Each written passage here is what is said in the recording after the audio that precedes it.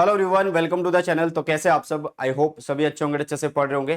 तो आज का जो वीडियो वो बहुत ज्यादा इंपॉर्टेंट रहने वाला है, क्योंकि इस वीडियो के अंदर मैं आप लोगों को बताऊंगा क्लास 12th फिजिक्स 2023-24 के लिए कौन से मोस्ट इंपॉर्टेंट टॉपिक रहने वाले हैं। देखो यार, आप लोगों को सब कुछ करना है अपनी फिजिक्स के अंदर, मतलब जो भी चैप्टर होंगे, जितना सिलेबस है वो सब करना है।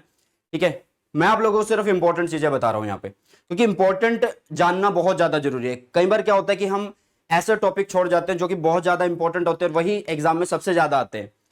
तो इस वीडियो का सिर्फ एक ही मोटिव है कि आप लोगों को पता हो कि मोस्ट इंपॉर्टेंट टॉपिक कौन से हैं।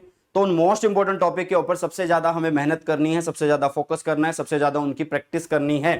इसका मतलब ये नहीं है कि तुम बाकी की चीजें छोड़ जाना, चैप्टर में से सब कुछ करिए, बट इन टॉपिक्स के ऊपर सबसे ज्यादा मेहनत और फोकस करना है। ठीक है, तो chapter wise most important topic physics के लिए मैं आप लोगों को बताऊंगा, और बोर्ड एग्जाम 2023-24 के अंदर बहुत ज्यादा हेल्पफुल ये रहेंगे। ये जो भी टॉपिक है मैं अपनी तरफ से नहीं बता रहा हूं, पिछले 10 सालों का पूरा अच्छे से जो है हिसाब किताब बना के, अच्छे से पिछले प्रीवियस 10 ईयर्स जो हैं उनको एनालाइज करके फिर मैं आप लोगों को बता रहा हूं। ठीक है, तो चैप्टर वाइज मैं आप लोगों को बताने वाला हूं, बट उससे पहले मैं बोलूंगा कि टेलीग्राम चैनल है बेटा सुनील जांगड़ा सर के नाम से, इसको फटाफट से ज्वाइन जरूर कर लेना, क्योंकि जो भी मेरे लेक्चर के नोट्स होते हैं, ठीक है बेटा, जो भी मेरे लेक्चर के नोट्स होते हैं, जो मेरे खुद के chapter wise hand written notes होते हैं, डिजिटल नोट्स होते हैं, और ये जैसे इस लेक्चर की पीडीएफ है, ये जो इंपॉर्टेंट पीडीएफ है, ये सब आप लोगों को टेलीग्राम चैनल पे मिलने वाले हैं सुनील जांगड़ा सर के नाम से जो है। तो इसका लिंक डिस्क्रिप्शन बॉक्स में दिया हुआ है, फटाफट से ज्वाइन करिए और आ जाइए बोर्ड एग्जाम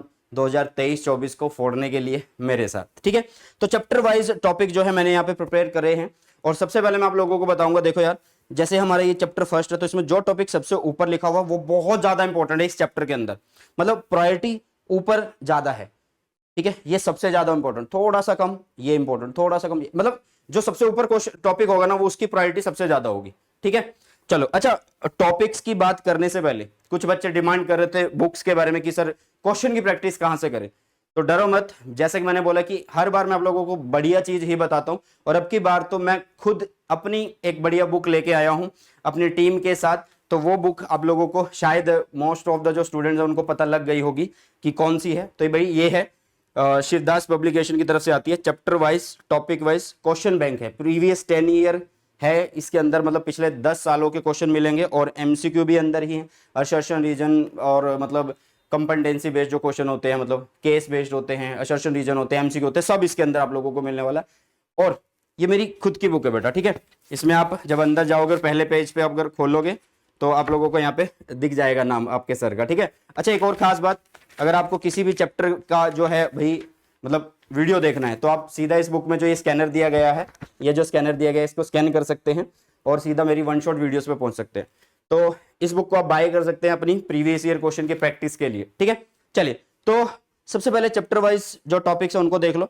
देखो यार, जो हमारा चैप्टर फर्स्ट है इलेक्ट्रिक चार्जेस एंड फील्ड, उसमें गॉस लॉ और उसकी एप्लीकेशन बहुत ज्यादा इंपॉर्टेंट है। 5 नंबर का क्वेश्चन, 3 नंबर का क्वेश्चन अक्सर इसी टॉपिक से पूछा जाता है। ठीक है, फिर dipole in uniform external field आता है जो टॉर्क वाला टॉपिक है। Electric flux and field line का टॉपिक आता है, फिर electric field due to dipole, axial equatorial का जो टॉपिक होता है, और फिर आता है कूलम्स लॉ। ठीक है, जिसमें कई बार वेक्टर फॉर्म आ जाती है, खासकर फोर्स के ऊपर न्यूमेरिकल आता है। तो ये 5 टॉपिक हैं जो फर्स्ट चैप्टर के अंदर आप लोगों को आने चाहिए। ठीक है, जल्दी जल्दी वीडियो को खत्म करते हैं, ज्यादा बड़ा नहीं रखते हैं। ठीक है, और भाई अब आ जाओ सेकंड चैप्टर के अंदर। एनर्जी स्टोर सबसे ऊपर है, मतलब इस चैप्टर के अंदर एनर्जी स्टोर के ऊपर सबसे ज्यादा टॉपिक पूछे गए हैं पिछले 10 सालों में, और इसकी डेरिवेशन नहीं करनी है तुम्हें, कोई भी डेरिवेशन नहीं है, सिलेबस से हटाई गई है डेरिवेशन सीबीएसई वालों के लिए, तो आपको डेरिवेशन नहीं करनी है। इक्विपोटेंशियल सरफेस बहुत इंपॉर्टेंट टॉपिक है, potential energy of a system of charges, parallel plate capacitor और effect of dielectric on capacitance. होता क्या है, देखो ये जो टॉपिक है, ये इक्विपोटेंशियल जो सरफेस है, इसमें डायग्राम बेस्ड क्वेश्चन आ जाता है कि जैसे कोई पॉइंट चार्ज दिया या डाइपोल दिया, तो उसके लिए आप लोगों को क्या बताना है, इक्विपोटेंशियल सरफेस बना के दिखाओ इस तरीके से, तो आपको बनाना आना चाहिए। ठीक है, यहाँ पे डेरिवेशन डिलीटेड है, तो बहुत ज्यादा चांसेस है कि न्यूमेरिकल ही बनेंगे इस टॉपिक से, क्योंकि पहले तो डेरिवेशन आती थी।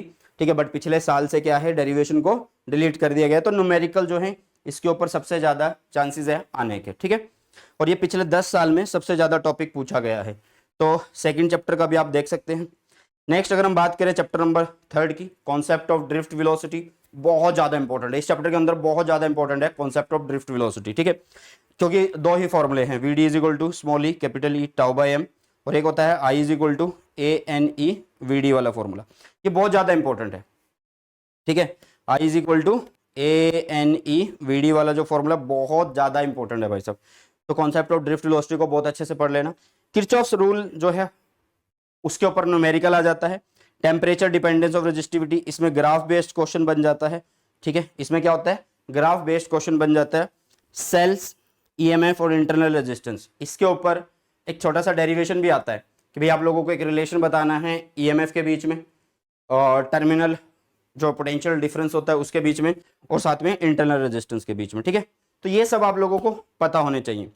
चौथे चैप्टर की बात करें तो बड़ा चैप्टर है, ठीक है, और इसके अंदर जो सिलेबस है वो भी ज़्यादा है, बट इसमें जो मोस्ट इंपॉर्टेंट टॉपिक है वो मूविंग कॉइल, गैल्वेनोमीटर, इसकी जो कन्वर्जन है वो ज़्यादा इंपॉर्टेंट है, इसकी सेंसिटिविटी वो भी इंपॉर्टेंट है, ठीक है। बायट-सेवर्ट्स लॉ और एम्पियर्स लॉ, उनकी एक एक एप्लीकेशन है। जैसे एम्पियर्स की सोलेनॉइड आप लोगों को पढ़नी है तो उसकी भी सिर्फ क्वालिटेटिव स्टडी करनी है, ठीक है। और बायट-सेवर्ट्स में एक सिर्फ वो जो सर्कल वाली जो कॉइल है, मतलब कॉइल सर्कुलर कॉइल, उसमें से करंट जा रहा है, उसकी एक्सिस पे आपको मैग्नेटिक फील्ड निकालना है, तो वो वाला टॉपिक आप लोगों को यहाँ पे करना है, बाइट्स के अंदर, ठीक है। मोशन इन मैग्नेटिक फील्ड, कि जब चार्ज पार्टिकल मैग्नेटिक फील्ड में एंटर करता है परपेंडिकुलर या किसी एंगल पे, तो उसका पाथ कैसा बनता है, क्या टाइम पीरियड होता है, तो वो सब चीजें यहाँ पे पूछी जाती हैं इस चैप्टर से, ठीक है। जो न्यूमेरिकल बनते हैं इस चैप्टर में वो किस किस टॉपिक पे बनते हैं भाई, force between two parallel conductors, इसमें तो बहुत ज्यादा बनते हैं, ठीक है। इसकी जो एप्लीकेशन है इस पे भी बनते हैं, ठीक है, और इस पे भी बनते हैं, इसकी जो कन्वर्जन आती है ना उसके ऊपर भी बनते हैं। तो ये बहुत ज़्यादा इंपॉर्टेंट है, चैप्टर को बड़ा ध्यान से पढ़ना, और मैं भी आप लोगों को भाई बहुत जल्द करवाने वाला हूँ वीडियोस इस चैप्टर इस चैनल पे देने वाला हूँ, ठीक है। तो डरना नहीं है, मैं आप लोगों के साथ हूँ।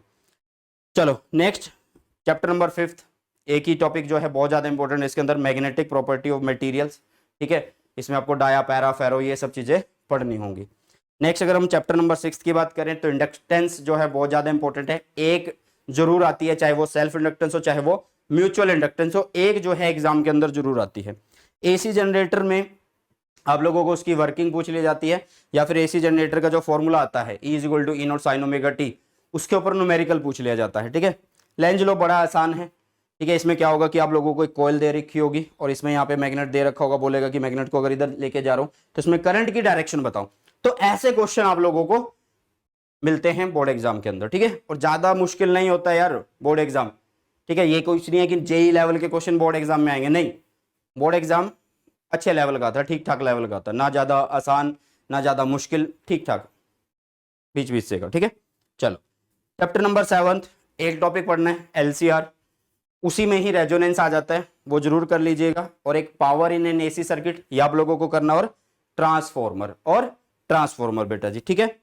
नेक्स्ट अगर हम चैप्टर नंबर 8 की बात करें तो इलेक्ट्रोमैग्नेटिक वेव में क्या पढ़ना आप लोगों को यार, ईएम वेव पढ़नी है और उसका स्पेक्ट्रम पढ़ना है। ईएम वेव पढ़ने का मतलब है उसके यूजेस आप लोगों को आने चाहिए, उनके प्रोडक्शन आप लोगों को आने चाहिए, और स्पेक्ट्रम का मतलब उनकी फ्रीक्वेंसी एंड वेवलेंथ आप लोगों को पता होनी चाहिए, उनकी फ्रीक्वेंसी और वेवलेंथ जो है वो आप लोगों को पता होनी चाहिए, ठीक है।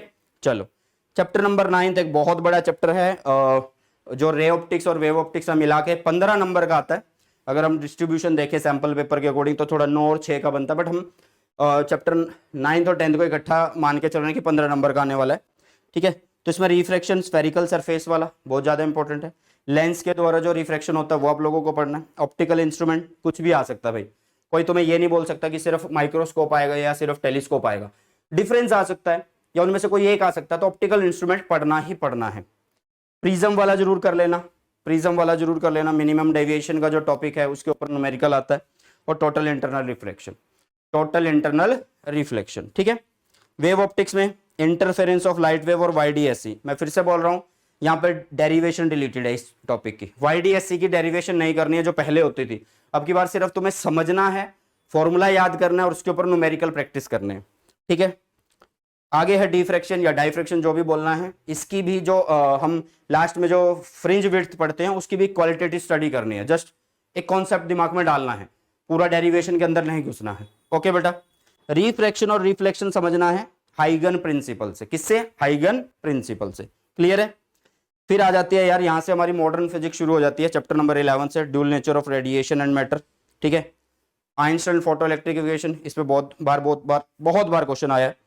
और अगर आप एक्सपेरिमेंटल स्टडी कर लेते हैं फोटो इलेक्ट्रिक इफेक्ट की, जिसमें इंटेंसिटी ऑफ इंसिडेंट फोटोन और करंट के बीच का जो है ग्राफ आप लोगों को समझना होता है, फिर आप लोगों को पोटेंशियल और फोटो करंट का ग्राफ समझना होता है ऐसे, और इसी तरीके से फ्रीक्वेंसी, स्टॉपिंग पोटेंशियल, इनका ग्राफ मिलता है। तो ये बहुत ज़्यादा इंपॉर्टेंट है, कोई भी ग्राफ आ सकता है आपके एग्जाम के अंदर। वेव नेचर ऑफ मैटर में डी ब्रोगली जो वेवलेंथ होती है lambda is equal to H upon P. हाँ जी, lambda is equal to H upon P, ये जो है हमारे पास आता है क्या, वेव नेचर ऑफ मैटर के अंदर। ठीक है, चलो जी आगे एटम्स में बोहर्स मॉडल। ठीक है, बोहर्स मॉडल में आपको क्या क्या चीजें करनी है यार, बोहर्स मॉडल पूरा पढ़ लेना। आपको रेडियस पूछ सकता है, आपको वेलोसिटी पूछ सकता है, आपको एनर्जी पूछ सकता है। वैसे एनर्जी जो है वो ज्यादातर आपके लाइन स्पेक्ट्रा में ही कवर हो जाती है, तो line spectra of the hydrogen atom ये भी पढ़ लेना। और अल्फा पार्टिकल स्केटरिंग एक्सपेरिमेंट, जो मतलब रदरफोर्ड वाला मॉडल है, उसको एक बार जरूर देख लेना। कहने का मतलब ये जितने भी टॉपिक मैं आप लोगों को बता रहा हूँ भाई साहब, ये मोस्ट इंपॉर्टेंट है, इनमें से एक भी सिंगल टॉपिक आप लोगों को छोड़ के नहीं जाना है। ठीक है, चलिए न्यूक्लियाई, इसमें न्यूक्लियर फिजन एंड फ्यूजन जो कि न्यूक्लियर एनर्जी के अंदर आते हैं, उसको कवर करना है। साइज ऑफ न्यूक्लियस, इसमें आर वाला जो फॉर्मूला होता है, रेडियस वाला जो फॉर्मूला होता है, ठीक है, तो उसके ऊपर न्यूमेरिकल आ जाता है। और न्यूक्लियर फोर्स, इसमें कैरेक्टरिस्टिक्स पूछ ली जाती है न्यूक्लियर फोर्स की, कि भाई क्या क्या कैरेक्टरिस्टिक्स हैं वो आप लोगों को बतानी है। लास्ट चैप्टर की तरफ अगर बढ़े, चैप्टर नंबर 14 जिसमें सेमीकंडक्टर डायोड।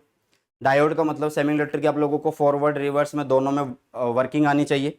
ठीक है, कैसे वो काम करता है फॉरवर्ड रिवर्स में, ये बिल्कुल अच्छे समझ में आना चाहिए। कैरेक्टरिस्टिक्स आप लोगों को आनी चाहिए। डायोड एज ए रेक्टिफायर वो आना चाहिए। और पीएन जंक्शन फॉर्मेशन कैसे बनता है, ये पीएन जंक्शन जो फॉर्मेट होता है, मतलब फॉर्म्ड होता है, वो कैसे बनता है वो आप लोगों को बिल्कुल समझना है, क्योंकि उसी में आप लोगों को डिप्लीशन लेयर की विड्थ कब इंक्रीज होगी, कब डिक्रीज होगी, वो सारी चीज़ें उसी के अंदर समझ आने वाली है। ठीक है, तो ये थे भाई चैप्टर वाइज इंपॉर्टेंट टॉपिक थे आप सबके लिए। ठीक है, और ये जो पीडीएफ है आप लोगों को टेलीग्राम चैनल पे भेज दी जाएगी। बस मैं यही बोलूँगा कि जो भी चीज़ें आप पढ़ रहे हो फिजिक्स के अंदर, उसे पढ़ते रहें, सारी चीज़ें करनी है। ठीक है, ये जो वीडियो आप लोगों के लिए बनाई गई है सिर्फ इसलिए बनाई गई है कि कई बार क्या होता है, बच्चे जब टॉपिक छोड़ते हैं ना, तो इंपॉर्टेंट को ही छोड़ देते हैं। तो आप लोगों को ध्यान में रहे कि हाँ यार, इंपॉर्टेंट चीज़ें नहीं छोड़नी है, इनको ही सबसे ज़्यादा अहमियत देनी है, प्रैक्टिस इनकी सबसे ज़्यादा करनी है। तो इसलिए ये वीडियो बहुत ज़्यादा इंपॉर्टेंट है। ठीक है, चलिए, तो आई होप ये वीडियो आप लोगों को अच्छी लगी है। हाँ, मैं एक बात फिर से बोल रहा हूँ कि प्रैक्टिस के लिए एक बहुत बढ़िया बुक आप लोगों को बता दी गई है, मेरी खुद की अपनी बुक है। ठीक है, इसका लिंक मैं डिस्क्रिप्शन बॉक्स में डाल दूंगा, तो वहाँ से आप लोग जो है एक बार देख लेना। ठीक है, और बाय कर लेना, क्योंकि इस चैनल पे जब क्वेश्चन आएंगे तो इसी बुक से ही मोस्टली जो है कवर करेंगे हम। ठीक है, चलिए, तो इसी के साथ इस वीडियो सेशन को करते हैं समाप्त और मिलते हैं जल्दी से नए सेशन में। सो बाय, टेक केयर, जय हिंद, वंदे मातरम।